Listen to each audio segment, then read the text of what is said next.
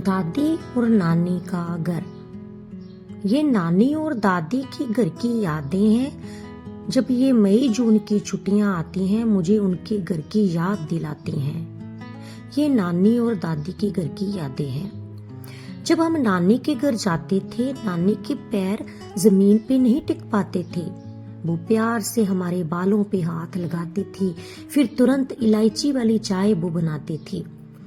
हम सभी मामे मासियों के बच्चे एक जगह इकट्ठे हो जाते थे, फिर सारे मिलकर जोर जोर से अपनी बातें सुनाते थे। मेरी नानी का घर कच्चा था पर उस टाइम लोगों का दिल बहुत सच्चा था।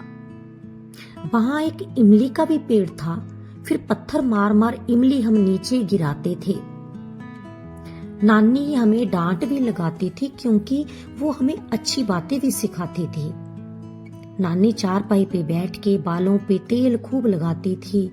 ये नानी और दादी की घर की यादें हैं। अब दादी जी के बारे में बताऊंगी। वो बहुत प्यारी थी।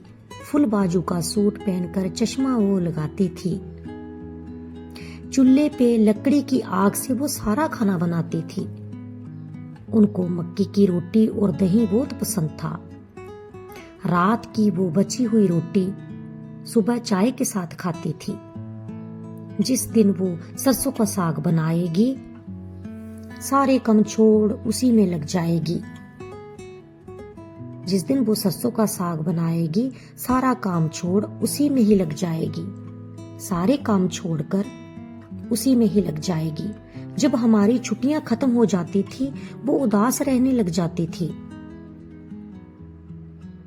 जब बस टाइम से आ जाती थी वो दूर खड़ी कितनी देर तक हाथ हिलाती थी। वो अपने आंसू अपने दुपट्टे से साफ करती वापस चली जाती थी। छुट्टियां तो अब भी पड़ती हैं। ना दादी है ना नानी है, बस घरों की